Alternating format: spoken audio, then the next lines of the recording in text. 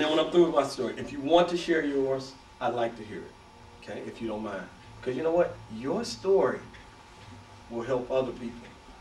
A lot of people keep those stories about being bullied in, you know. And for me, being a black belt, that's something I should just keep quiet and just sound like I beat up everybody and I've been tough. And, you know, that doesn't sound too good for marketing, does it? But you know what? I want to help people. And this is what keeps me doing what I do. Because I like to help people. I like to see you empowered. I like to see you develop your confidence, focus. Once you have that confidence and focus, which comes through hard work and training, then you can protect yourself. You know, and the funny part about this, to skip forward, is that once I learned karate, nobody wanted to fight me. Isn't that ironic? Now, before I knew karate, I was the weak link. But once I learned it, I made a discovery. And I'm going to tell you how I made that discovery. Okay, when I was 12 years old, it's probably only take about 10 minutes.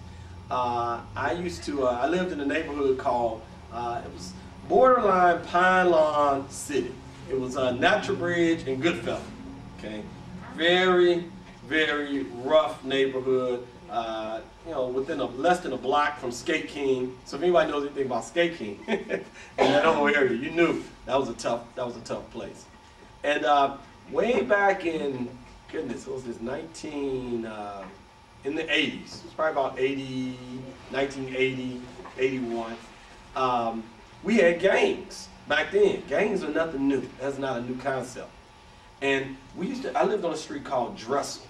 And this street called Dressel, all of the good kids, I would say, lived on Dressel. The parents who kept their grass cut, you know, kept their cars washed, maintained the neighborhood, kept the trash off the ground, you know. We all looked out for each other. The neighbors would tell on you if you were acting up, you know, and the neighbors might even get, you know, if they caught you acting, they might give you a little slap on the leg. Hey, you know, I'm going to tell your mama that you were doing this and doing that.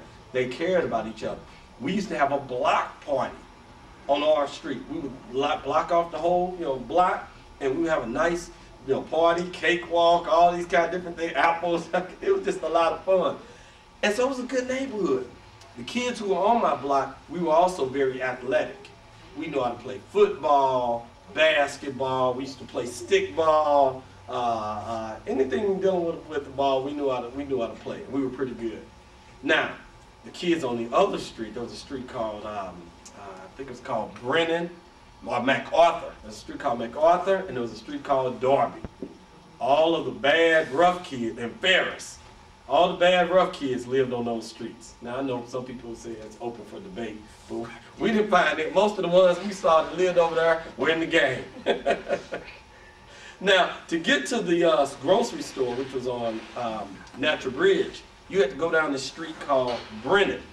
Okay, it was like the connecting street.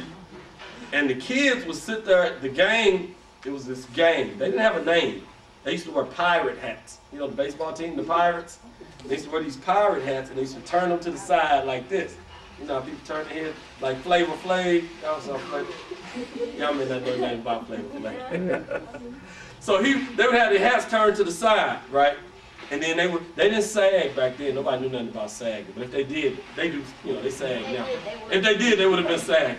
And they had the Converse shoes on, you know, and they had the flap flip down, and they would come down the street and they would walk real cool like this. And when they walked, they would spread out, you know, so they would come like in a big mass, like a barrier, you know. So it was pretty scary when you saw them coming, you know, up your street. They would travel in groups of about 15 to 20, all the time. You very seldom saw just one or two of them, you know, walking around. Most of the time they hung out in groups of 15 to 20. And back then they would also ride bikes. And they would be on their bikes, and if they saw you, they would come and steal your bike. You know, I had a friend, he got his bike stolen. He was sitting on we were at the groceries, at the little corner store, and we were just sitting there, and here they all come rolling up. And they just walked up to my friend. One of them punched him, you know, took his candy or whatever he had. At the time we were selling candy, you know, you sell candy for school. They took his box of candy, got on his bike, and then rolled away. I mean, that's how bold they were. And then you would call the police, and the police couldn't hardly do anything. They couldn't identify him, and you couldn't find the person.